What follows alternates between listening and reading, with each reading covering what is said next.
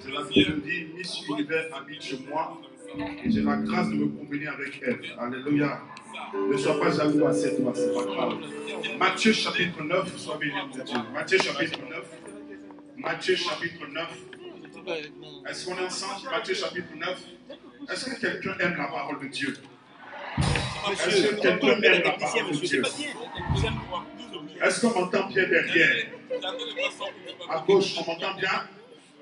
À droite, on m'entend bien? Du côté des chants, on m'entend bien? Du côté des pasteurs, on m'entend bien? Amen. Matthieu chapitre 9, à partir du verset 15 jusqu'au verset 17. Je veux rapidement vous permettre de pouvoir établir une base claire pour que nous puissions comprendre la profondeur de ce que Jésus-Christ était en train de dire dans les versets 16 et les versets 17. Pour comprendre véritablement ce que Jésus était en train de dire, il faut aller un peu plus haut, c'est-à-dire commencer à partir du verset 1. Vous allez voir que du verset 1 jusqu'au verset 15 que nous avons lu, vous allez voir qu'il y a trois axes particuliers sur lesquels Jésus était en train de s'exprimer. La première chose, la Bible dit que Jésus descendait d'une barque et il va rencontrer un paralytique. Et qu'est-ce qu'il va faire? Il va guérir ce paralytique-là. Et pendant qu'il va guérir ce paralytique, au lieu de lui dire, comme d'habitude, tu mets au nom de Jésus, lève-toi et marche, il va lui dire que tes péchés te soient pardonnés. C'était une chose qui a bouleversé l'entendement de plusieurs parce qu'ils ne savaient pas, ils se disaient, les prophètes que nous avions connus, des gens comme les Élie, et l'histoire nous a relaté plusieurs prophètes qui ont fait des choses extraordinaires. Et pendant qu'ils le faisaient, la particularité de leurs actes, ils n'ont jamais dit une fois, ils ne se sont jamais permis de dire à une personne que tes péchés se soient pardonnés. Donc c'était quelque chose qui a véritablement bouleversé ces personnes-là. Mais Jésus ne s'arrête pas là, toujours dans cette même histoire.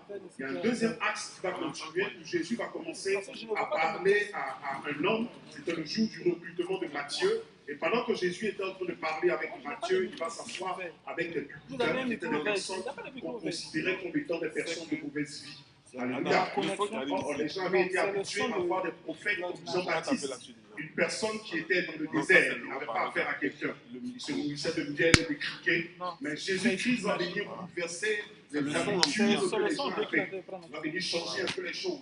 Lui, au lieu de se mettre dans son coin, de faire le prophète, se mettre dans une chambre haute, prier et donner des révélations pour le peuple, il va venir s'asseoir au milieu du peuple et parler avec le peuple. Voici une deuxième chose qui a choqué véritablement ces personnes. Mais Jésus ne va pas s'arrêter là. Troisièmement, les disciples eux-mêmes vont venir vers le Seigneur. C'est là qu'on explique dans le verset 15. Ils vont poser au Seigneur la question de savoir pourquoi les disciples de Jean-Baptiste jeûnent pendant que les disciples ne jeûnent pas. Donc vous voyez trois événements qui un peu sont très bizarres et qui montrent véritablement une appréhension un peu difficile. Et lorsque vous voyez véritablement ces choses-là, les gens ont été brutalisés par le comportement que Jésus avait. Je veux dire à quelqu'un ce matin que Dieu va t'utiliser d'une manière exceptionnelle et différente. Si ton amen sort bien, tu t'accapares de cette parole. Je ne t'ai pas entendu. Si ton amen sort bien, tu t'accapares de cette parole.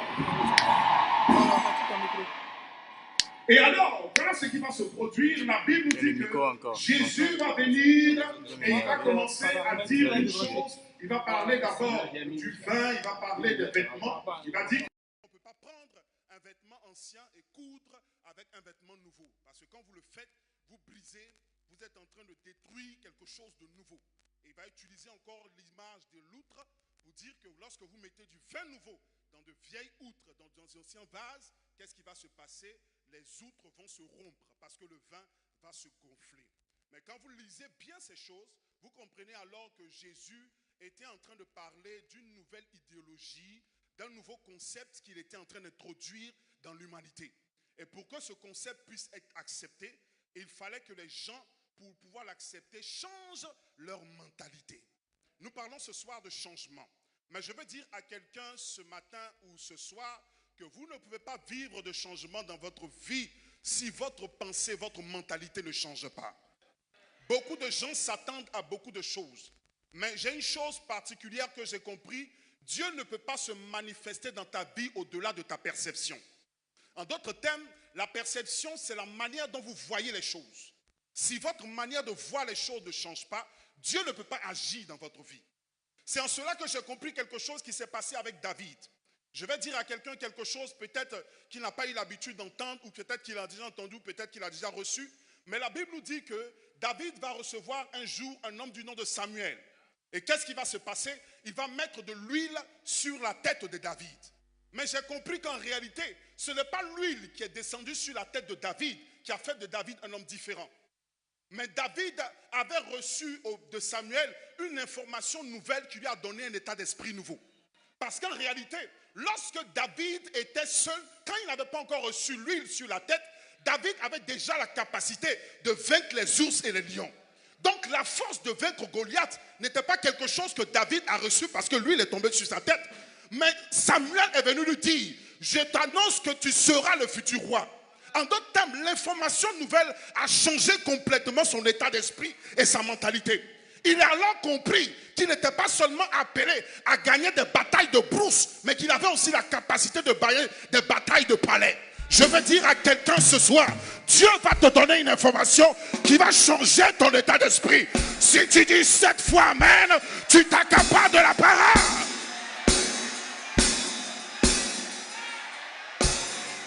Si la mentalité de David ne changeait pas, la situation de David ne changerait pas. David allait rester toujours là-bas. Ce n'était pas la première fois que Israël affrontait les Philistins. Ils avaient affronté les Philistins à plusieurs reprises. Mais ce jour-là, David dit non, je ne vais pas partir donner la nourriture comme d'habitude. Parce que je viens d'entendre quelque chose. On vient de m'annoncer que je serai le futur roi. On vient de m'annoncer que je serai le futur marié. On vient de m'annoncer que quelque chose de nouveau va se passer dans ma vie. Et David allait cette fois-là. Il dit non, je ne vais pas regarder la situation comme d'habitude, mais je vais la regarder de manière différente. Je vais voir cet homme-là comme la personne qui serait susceptible de m'aider à avoir la dot que je ne pourrais pas avoir avant. Bien aimé, il y a souvent, Dieu doit te dire quelque chose de nouveau pour que quelque chose de nouveau se passe dans ta vie. S'il n'y a pas d'information nouvelle, il n'y a pas de changement nouveau. Tu ne peux pas te manifester au-delà de ta perception. Ce que ton esprit n'est pas capable de saisir, ta main ne sera pas capable de la saisir. Ce que ta mentalité n'est pas capable d'atteindre, ton corps ne pourra pas partir là-bas. Dieu doit changer ton esprit.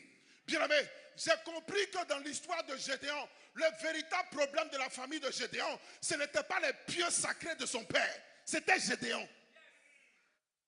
Qu'un libérateur n'a pas encore compris la responsabilité, le mandat que Dieu lui a donné, il reste toujours bloqué et il bloque les personnes qu'il doit libérer. La chose pour laquelle Israël est resté 30 ans supplémentaires en Égypte, ce n'était pas parce qu'ils ont péché. Parce que même quand ils sont partis dans le désert, ils péchaient encore. C'est parce que Moïse n'était pas prêt. Tant que la mentalité de Moïse n'avait pas changé, bien aimé, il n'était pas capable d'aider ce peuple à changer. Je veux dire à quelqu'un ce soir que Dieu veut que ta mentalité change parce que ta famille a besoin de toi, ton entreprise a besoin de toi, ton foyer a besoin de toi, ton église a besoin de toi. Mais si ta mentalité ne change pas, tu ne feras rien.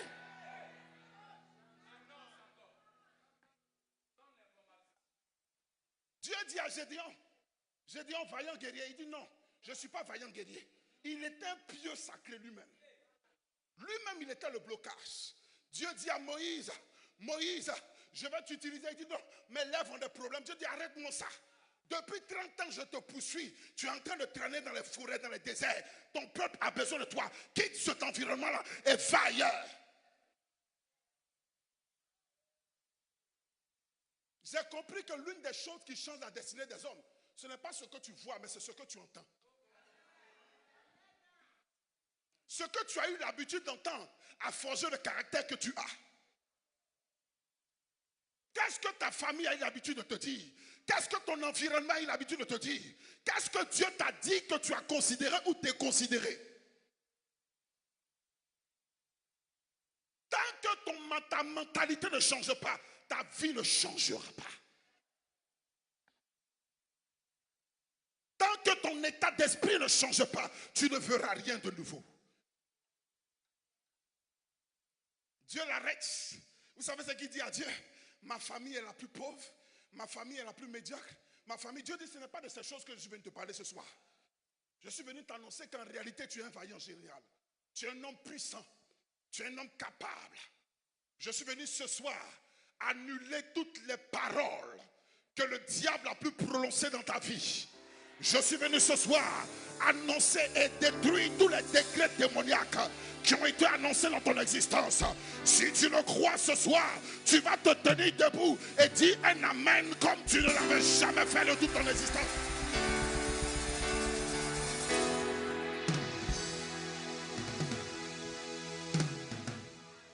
Quand Moïse a entendu cela, son esprit a changé. Il s'est rendu compte automatiquement qu'il avait une audace particulière. Gédéon est devenu spécial parce qu'il a entendu quelque chose de spécial. La prophétie que Dieu te donne a pour objectif de te faire comprendre ce que Dieu veut que tu puisses faire. Pour que ton esprit s'ouvre à comprendre ce que Dieu va faire. Ce n'est pas de manière fortuite que lorsque Jésus est arrivé sur la terre, quand il devait détruire les œuvres du diable, il n'est pas allé ailleurs que sur le lieu qu'on appelait le lieu du crâne, Golgotha.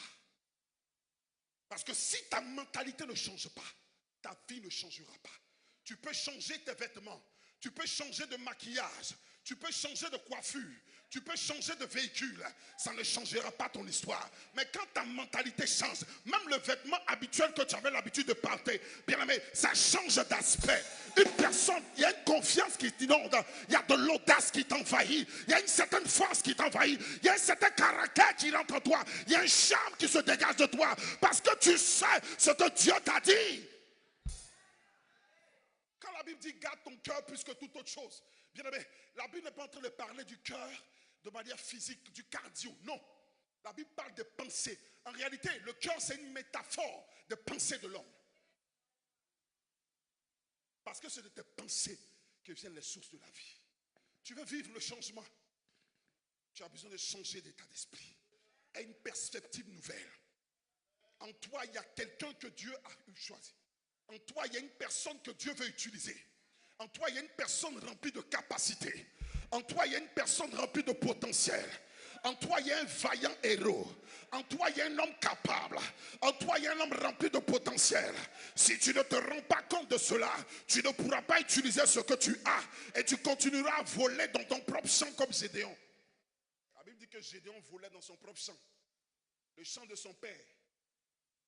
Parce qu'il avait peur que les gens viennent l'attaquer. Lui-même, il s'en va voler dans son champ. Le champ qu'il a planté lui-même. Parce qu'il ne savait pas qui il était.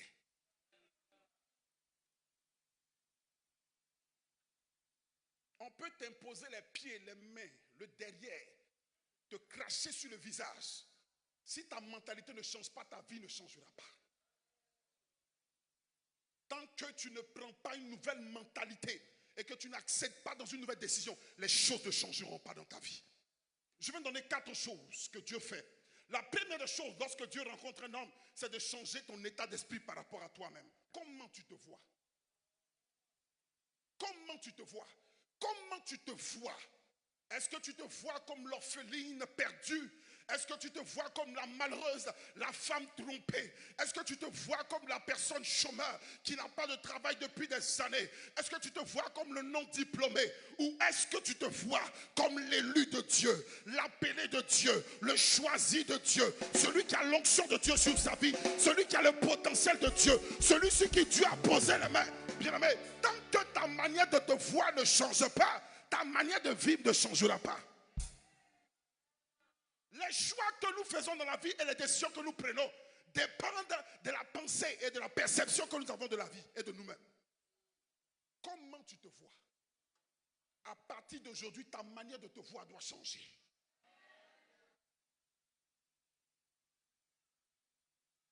Dieu dit arrête, Gédéon, de te regarder comme un voleur. Arrête de te regarder comme un mendiant. Arrête de te regarder comme l'enfant d'une famille pauvre. Mais regarde-toi à partir de ce jour comme un vaillant héros. Un jour, Dieu rencontre Abraham et il dit à Abraham, Abraham, on va changer de discours. À partir d'aujourd'hui, tu t'appelleras plus Abraham, tu t'appelleras père d'une multitude. Que ton esprit commence à concevoir quelque chose de nouveau. Et Dieu l'envoie sur une montagne et il dit commence à compter. Abraham commence à établir les doigts, il se rend compte qu'il est limité.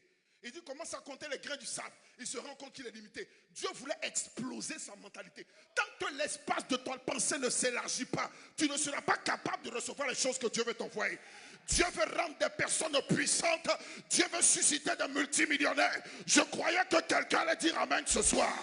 Dieu veut susciter des personnes pour changer leur histoire. Dieu veut susciter des personnes pour changer leur famille. Mais si ta mentalité n'est pas élargie, tu ne verras pas.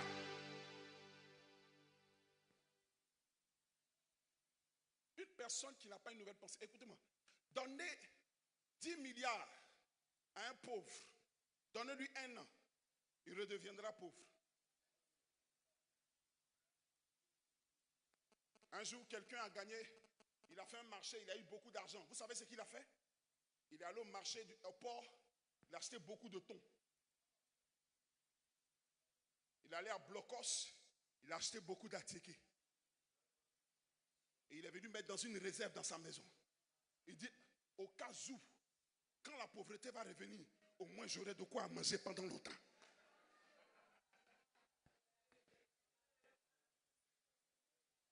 J'ai compris qu'en réalité, la pauvreté, la richesse, c'est un état d'esprit. Les gens ne sont pas pauvres parce qu'ils n'ont pas d'argent. Les gens ne sont pas riches parce qu'ils ont beaucoup d'argent. Les gens sont riches parce que leur état d'esprit est riche. Une personne peut avoir 200 000 par mois et vivre comme un pacha. Vivre bien, proprement. Prenez les Européens, envoyez-les à Djamé. Djamé changera. Prenez les gens d'Adjamé, envoyez-les en Europe. L'Europe changera. Je crois que quelqu'un allait acclamer le Seigneur ce soir. Plus personne n'aura envie de partir en Europe. On laisse toutes les richesses là-bas, tous les biens. Ils vont envoyer leur mentalité là-bas. J'ai compris que la plus grosse délivrance que Dieu opère dans la vie d'un enfant de Dieu, c'est de le délivrer de sa mentalité. On peut chasser tous les démons, mais souvent le démon laisse un espace dans ta tête qui doit être changé. Je prie ce soir que Dieu libère la mentalité de quelqu'un. Si tu dis 7 fois Amen, tu le seul sur ta vie, tu le seul sur ta vie, tu le seul sur ta vie, tu le seul sur ta vie. La deuxième des choses que Dieu va faire, Dieu va changer la manière de voir les hommes. Tant que ta manière de voir les hommes ne change pas, ta manière de voir la vie ne changera pas. Il y a des personnes qui sont dans ton environnement en réalité qui sont des opportunités pour toi, mais que tu regardes comme des obstacles. J'ai compris que la plus grosse bénédiction que Anne puisse avoir, c'était Pénina. Si Pénina n'était pas dans l'histoire de Anne, Anne allait rester dans les histoires de Elkana. Tu es belle, tu es mignonne, reste comme tu es. Il te faut des Péninas pour te pousser dans ton histoire. Il te faut des Péninas pour te pousser dans ton avenir. Je prie que les Péninas de ta vie se lèvent. Si quelqu'un dit Amen, quelque chose se passe.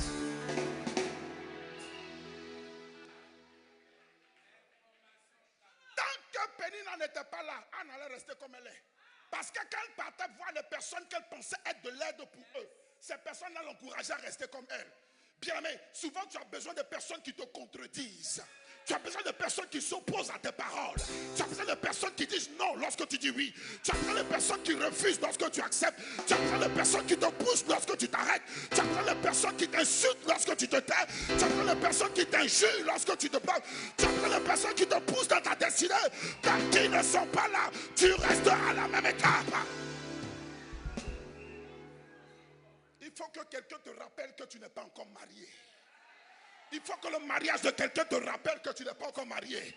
Lorsque tu passeras l'arrêt de bus et que tu rencontreras ta copine du CM2 avec sa grosse 4x4, bien aimé, c'est une Pénina. Elle te rappelle que, bien aimé, il faut que ta vie change. Si ta vie ne change pas, tu resteras là. Quand Pénina passe par là, la vie de prière de Anne augmente.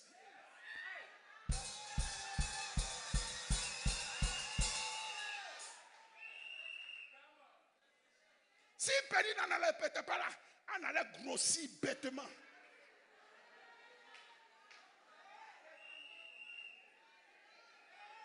J'ai compris une chose, pasteur. Souvent, pour que Dieu puisse t'élever, il utilise les mauvaises informations. Parce qu'en réalité, les mauvaises informations vont plus vite que les plus bonnes. Si on dit que tu as péché, ma soeur, dans les 5 minutes qui suivent, tous les réseaux sociaux sont informés. Mais si on dit que tu as eu l'argent, les gens ne vont pas communiquer ça vite. Oh, je n'étais pas dit, oh, le pasteur là, il est tombé avec sa chante. Eh, monsieur, bien. Et ils vont sanctifier la chose avec des versets bibliques pour démontrer.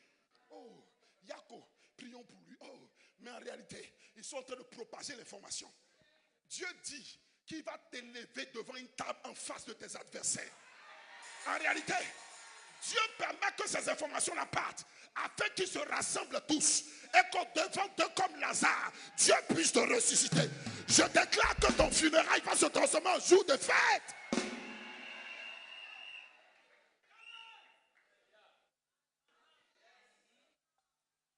Tant que ta manière de voir les hommes ne change pas, ta vie ne changera pas. Israël arrive, on envoie 12 espions, ils arrivent à la terre promise, ils disent, les gens là, ils sont des géants. Qui t'a dit qu'ils sont des géants? Qui t'a dit qu'ils sont des géants?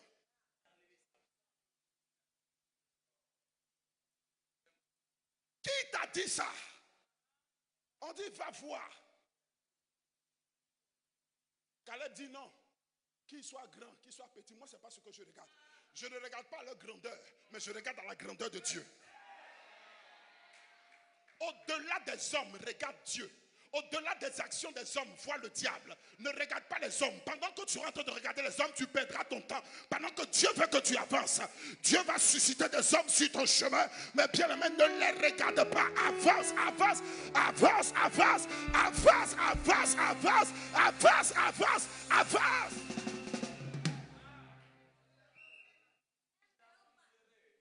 David arrive, il voit Goliath. Tout le monde le regarde, tout le monde a peur. Plus personne ne peut bouger. Il dit non, celui-là, il est qui? On dit non, c'est celui qui insulte Israël. Il a commencé à danser. Ses frères disent tu es fou. Écoutez-moi, quand ta perception est différente, les gens ne pourront pas comprendre ce que tu as compris. Parce que tout le monde n'a pas entendu ce que Dieu t'a dit. Ne cherche pas à ce que tout le monde comprenne ce que tu as compris. Ne cherche pas à ce que tout le monde voit ce que tu as vu. Lorsque les résultats viendront, ils feront. Attends seulement que les résultats parlent. Attends seulement que les résultats viennent convaincre. Regardez l'histoire. Pasteur, dans la suite de l'histoire, on ne parle plus des frères de David. J'aurais bien voulu qu'ils viennent se repentir un peu quand même. Avec un peu de honte quand même. Quand même. Quand même. Ils ont disparu.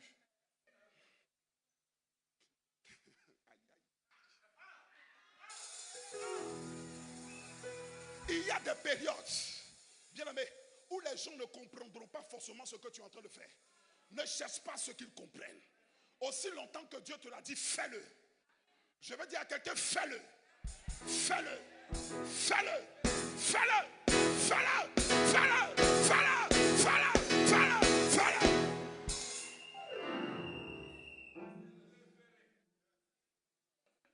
Que ta manière de voir les hommes ne change pas, ta vie ne changera pas. À partir d'aujourd'hui, ne regarde plus tes ennemis pour les insulter. Il faut prier pour eux. J'ai souvent dans l'habitude de dire, ne prie pas pour la mort de ton sorcier. Laisse-le vivre longtemps. La pire des choses qui puisse arriver à un sorcier, c'est que pendant toute la nuit, pendant 2 ans, il se réveille toutes les nuits, il danse. Et quand il allume son téléphone, il te voit aux États-Unis.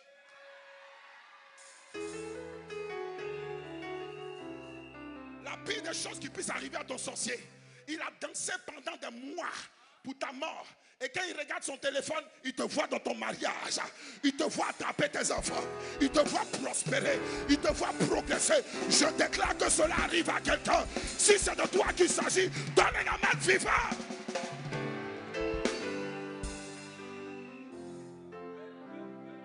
Il ne faut pas le tuer. Laisse-le vivre. Il n'a qu'à vivre longtemps pour te voir bénir longtemps. Tant que ta manière de voir les gens ne change pas, ta vie ne changera pas. La troisième des choses que Dieu va changer ta mentalité, donc comme tu le vois. Dieu va changer ton état d'esprit par rapport à lui. Comment tu vois Dieu? Dieu n'est pas seulement celui qui est capable de pouvoir à tes besoins. Mais il faut que tu rentres dans la dimension dans laquelle Dieu devient le Seigneur de ta vie. Il faut que tu expérimentes Dieu dans sa dimension d'époux. C'est-à-dire l'époux, tout ce qu'il fait c'est pour toi. La femme ne se bat pas le matin, mais le mari vient et dépose la nourriture. Quand ton état d'esprit change, tu ne poursuis plus les bénédictions, mais les bénédictions commencent à te poursuivre. Tu ne poursuis plus les effets que Dieu apporte dans la vie des hommes, mais tu cherches Dieu. Parce que tu sais que lorsque tu saisis la source, tout ce que tu attends, tu le reçois. Je déclare que quelqu'un se saisit de l'Éternel ce soir. C'est pourquoi la femme qui avait la perte de sang depuis 12 ans, elle n'est pas allée voir un apôtre. Elle dit, je n'ai pas affaire à eux. Si tu vas voir les apôtres, ils vont te dire, il faut te taire. Reste tranquille. Elle dit, non. Nous sommes rentrés dans une dimension où il faut annuler les protocoles. Va directement vers le maître. Va directement vers le roi. Elle dit, non. Je vais aller saisir son vêtement. Parce que je sais que si je le saisis, mon sang s'arrêtera de couler. Je déclare que quelqu'un qui est malade ce soir, ton sang s'arrêtera.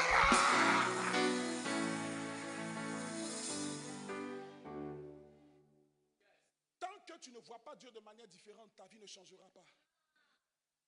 Dieu n'est pas sapeur-pompier. J'ai des problèmes, je l'appelle, je dis viens éteindre. Non. Dieu doit être partisan de tout ce que nous faisons. Lorsque tu associes Dieu dans toutes tes affaires, Dieu est le meilleur collaborateur qu'il faut avoir. C'est le meilleur investisseur. Lorsque tu t'engages avec Dieu, tu es condamné à réussir. Parce que si Dieu investit quelque part, il connaît le commencement, il connaît la fin, et il sait une chose, ça réussira toujours. Ça réussira toujours.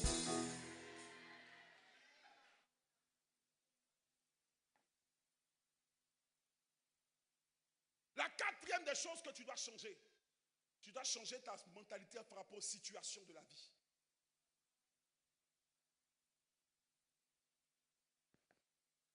J'ai compris que toutes les bénédictions viennent avec des problèmes.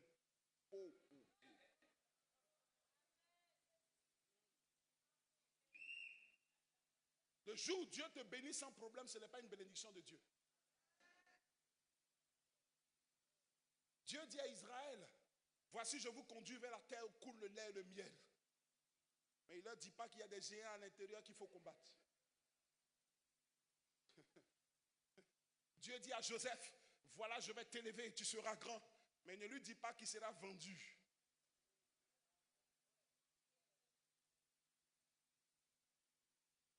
J'ai compris que Dieu ne prépare pas les hommes comme tout le monde. Quand Dieu prépare une personne spéciale, il la prépare de manière spéciale. On ne s'entraîne pas pour aller dans un tournoi de Maracana comme on s'entraîne pour aller à la Coupe du Monde. Au fait, ce que tu es en train de vivre, Dieu veut t'envoyer à la Champions League.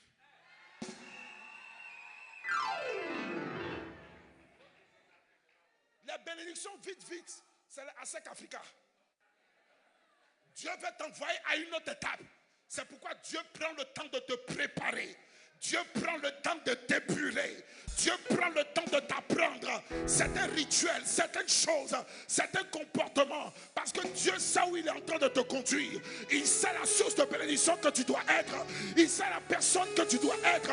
Il connaît le nombre de personnes que tu dois influencer. C'est pourquoi Dieu te fait passer dans plusieurs étapes. Dieu sait que si tu passes par ces choses-là, plusieurs personnes peuvent profiter de ton expérience. C'est pourquoi Dieu le permet dans ta vie. Je veux dire à quelqu'un ce soir, accepte ces choses-là parce qu'elles te préparent quelque chose de grand. J'ai encore compris une chose. Avec Dieu, la meilleure manière d'être élevé, c'est d'être abaissé.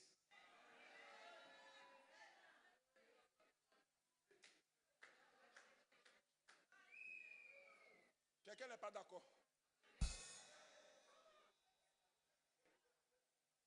La meilleure manière de monter, c'est de descendre. C'est pourquoi Jésus, ses disciples viennent vers lui et créent un débat. Il dit, Seigneur, qui est le plus grand? Qui peut être? Il dit non, celui qui est le serviteur de tous. Celui qui sait descendre, c'est celui qui montera. Aussi longtemps que tu n'as pas compris ta mentalité de serviteur, tu ne pourras jamais comprendre ta mentalité de maître. Tu ne peux pas être maître de ce dont tu n'as pas été élève.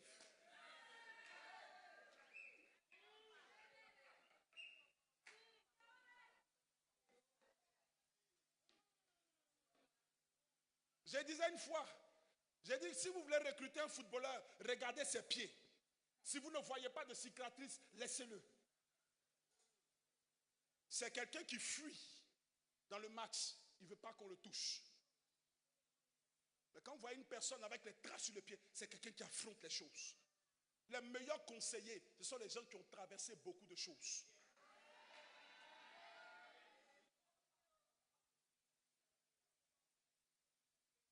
La qualité du prédicateur ne dépend pas de la quantité des livres qu'il a lus, mais de la vie qu'il a vécue.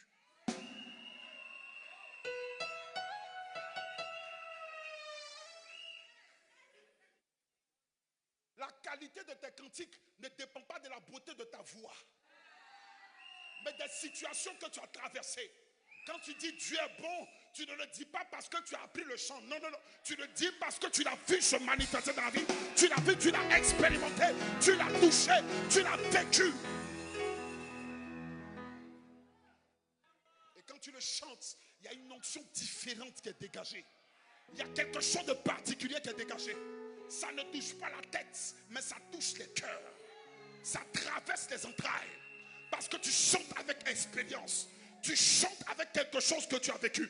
Dieu est fatigué des personnes qui vivent une connaissance superficielle de lui. Dieu cherche des personnes qui sont capables de vivre des choses profondes avec lui.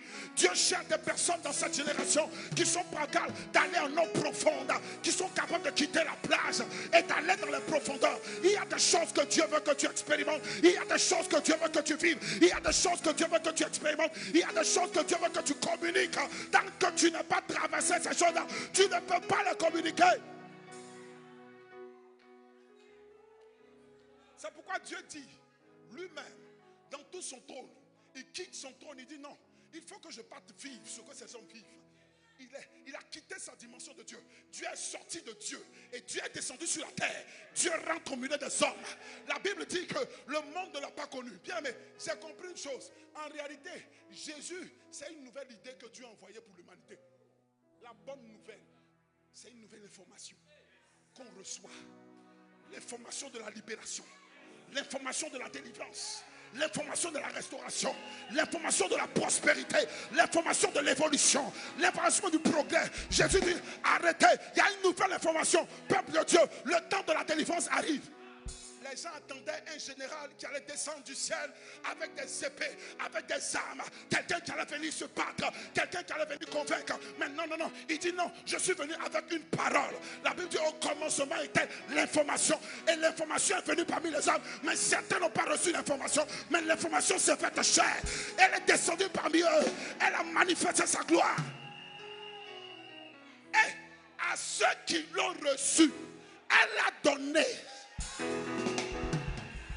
Elle a donné le pouvoir de devenir enfant de Dieu. L'information qu'il reçoit, l'information du salut, l'information de la délivrance, l'information de la restauration, leur donne le pouvoir, une capacité surnaturelle, une capacité immense, une capacité grande qui leur donne de pouvoir transcender dans le temps. Et elle dit non.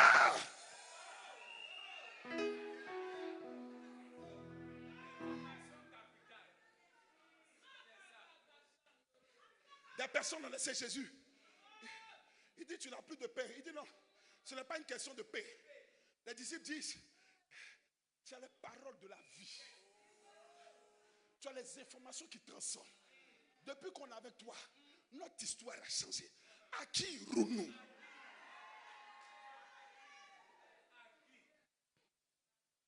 Moïse est venu, mais il n'a pas dit ce que tu as dit. Élie est venu, mais il n'a pas dit ce que tu as dit. David est venu, mais il n'a pas dit ce que tu as dit. Abraham est venu, mais il n'a pas dit ce que tu as dit. Ce que tu dis n'est pas seulement des paroles, mais son esprit. Elle change l'histoire, elle change la vie, elle change la mentalité, elle change la conception, elle change l'état d'esprit. Oh!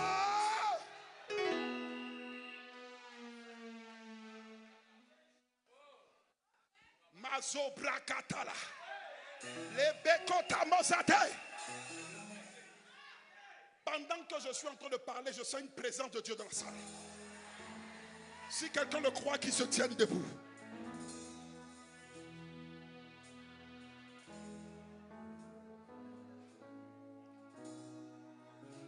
Ton état d'esprit doit changer.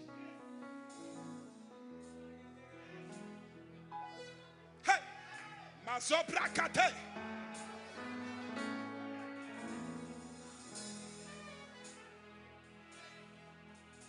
Écoutez.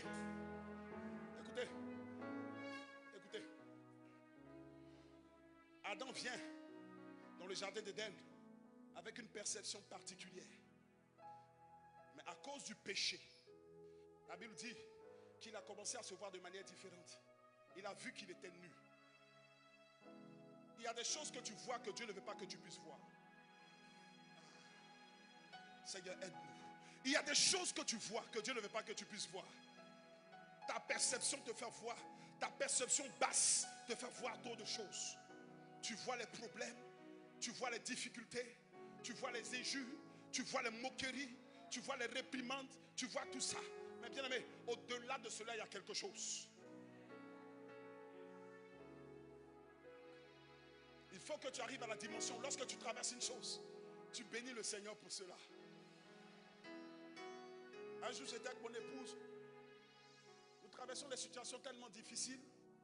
Chérie, permets-moi de le partager, s'il te plaît. On n'avait même pas à manger. Et on s'est débrouillé, on a eu un fond de riz dans le sac, on a tapé. Il y a une dimension où tu te retrouves en train de fouiller toutes tes poches dans la maison. Je ne sais pas. Vous êtes trop spirituel, vous ne comprenez pas ces choses.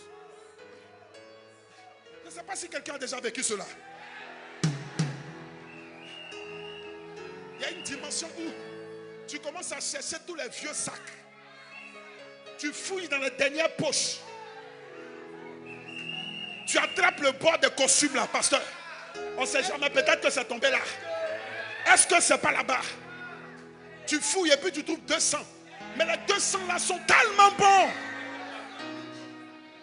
On dirait 200 000. Et on était en train de manger. Ma femme a pris, elle a pris du charbon, elle a pris des bois, pas du charbon, il n'y a même pas l'argent pour le charbon. Elle a pris le bois, elle a préparé le riz. Et puis on était en train de manger. On dit, mangeons ce riz, on va témoigner de ça demain. Mangeons, on va témoigner. Comme si on était fous. Mais aujourd'hui on le témoigne. Il y a des choses que tu vis aujourd'hui qui donneront de la lourdeur à ton message.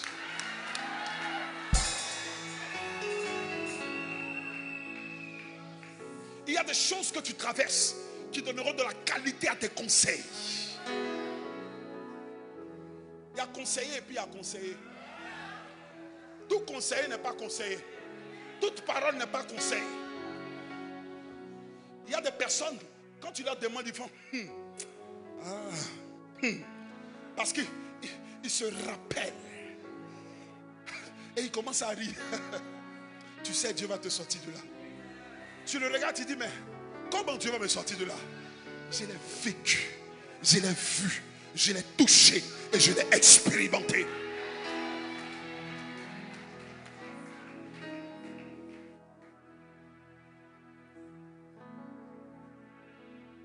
Lève les mains vers le ciel.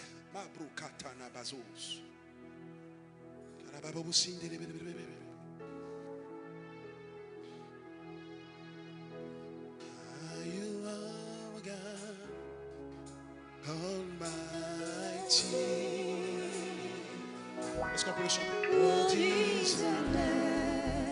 What is your name? What is your name? Chantons-le ensemble, alléluia. Chantons-le avec lui, alléluia. Holy, holy.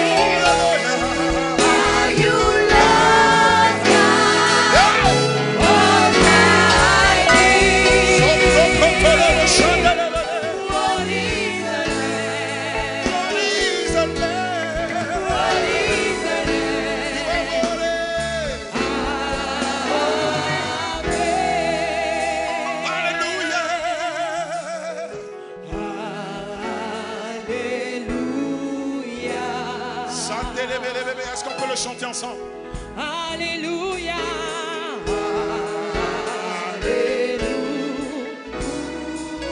Chantez-le, chantez-le, chantez-le. Le Seigneur de tout-puissant. Je sens quelque chose de Dieu descendre au milieu de nous. Alléluia. Chantons-le. Le Seigneur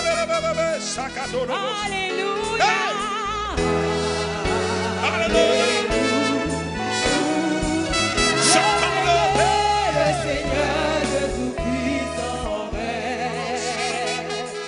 Béni soit ton nom, Seigneur.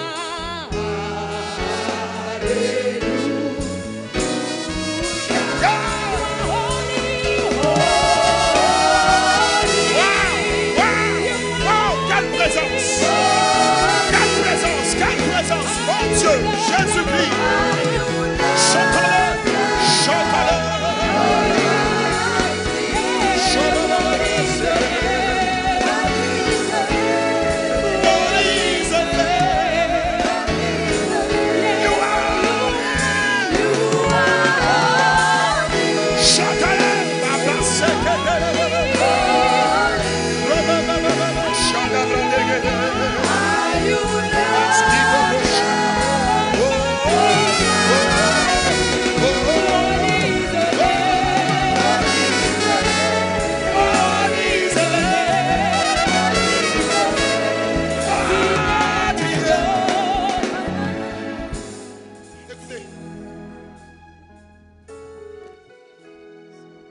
pendant que tes yeux sont fermés, Dieu est en train de changer la mentalité de plusieurs ce soir. Waouh, quelle présence. Aidez-moi ces personnes s'il vous plaît. Il y a une présence de Dieu qui est en train d'envahir cette salle. Mon Dieu, mon Dieu, mon Dieu, mon Dieu. Jésus-Christ de Nazareth, reçois cela. Un impact nouveau. Waouh. Waouh, waouh, waouh. Quelque chose est en train de s'installer dans cette salle. À partir de ce jour, ta manière de te voir, de voir la vie, de voir les situations, de voir ton Dieu va changer.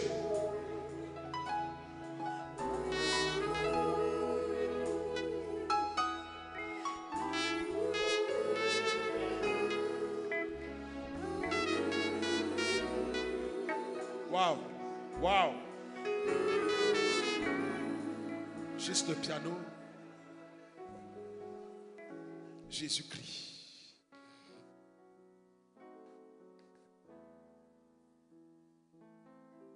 Il y a deux jeunes hommes qui sont en train de recevoir quelque chose de particulier. Dieu t'a tellement annoncé l'appel sur ta vie et t'a tellement déclaré tout ce qu'il veut accomplir en toi. Et depuis lors, à cause des situations que tu es en train de traverser, tu n'étais pas encore rendu compte de l'immensité de sa gloire. Mais pendant que je suis en train de parler, la présence, envoyez-le moi s'il vous plaît. La présence de Dieu est en train de se répandre. La grâce de Dieu est en train de se répandre. Aidez-moi toutes ces personnes qui sont en train de recevoir quelque chose. Il y a un mouvement de l'esprit qui est en train de se... Oh, oh, oh, oh, oh, oh, oh, oh, oh, oh, oh. Mamas, aidez-les s'il vous plaît. Waouh, waouh, waouh, waouh, waouh.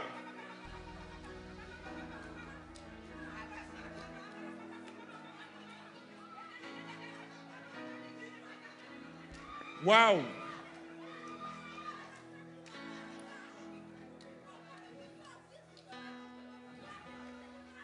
Il y a une personne au milieu de lui. Tu es passé par une période de délivrance. Et depuis lors, tu n'as pas encore été libéré de cette mentalité de possession. Je vais t'annoncer ce soir que Dieu t'a libéré il y a longtemps de cela. Accepte-le. Waouh.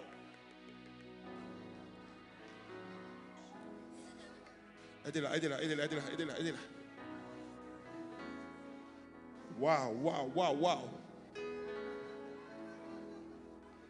Il y a des géants dans leur famille que Dieu est en train d'élever maintenant. Il y a des géants à partir de ce jour. Ta famille comptera sur toi. Ta famille pourra compter sur toi. Tu es le libérateur de ta famille. mais ton état d'esprit avait bloqué les choses. Pendant que je suis en train de parler, l'Esprit de Dieu se meut dans les couloirs.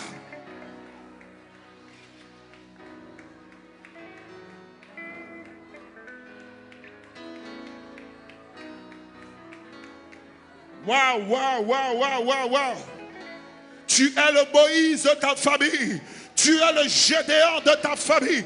Tu es le Gédéon de ta famille. Tu es le Gédéon. Tu l'es. Aidez-la, aidez-la.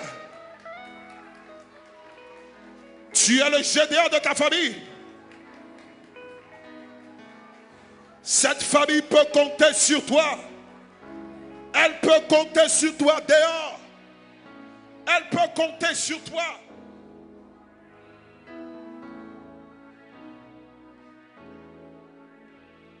Recevez. Aidez-la, aidez-la, aidez-la, aidez-la. Aidez-la. Il y a des choses que Dieu veut faire avec toi. Tiens ta part, tiens ta part, tiens ta part, tiens ta part, tiens ta part. Aidez-les, aidez-les s'il vous plaît, aidez-les. Il y a des choses que Dieu veut faire avec toi dans ta famille. Tu n'as pas remarqué depuis longtemps. Depuis plusieurs années, chaque fois que Dieu veut parler de ta famille, c'est par toi que Dieu passe. Dieu t'utilise. Dieu t'a donné une capacité de discerner les choses, de voir les choses de manière exceptionnelle. Ce n'est pas de manière fortuite.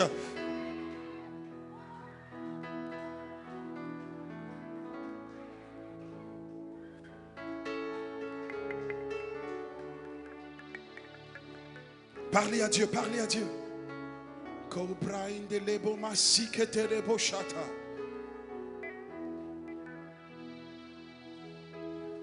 Ne sois pas distrait, s'il te plaît.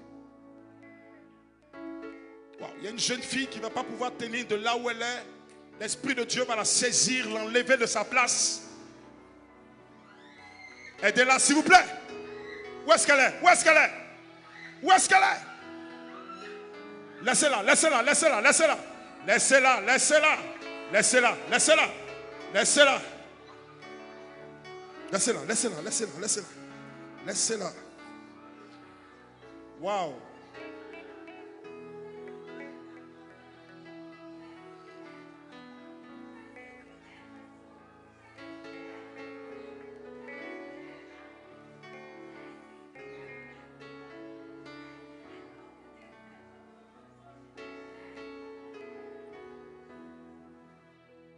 Merci Seigneur.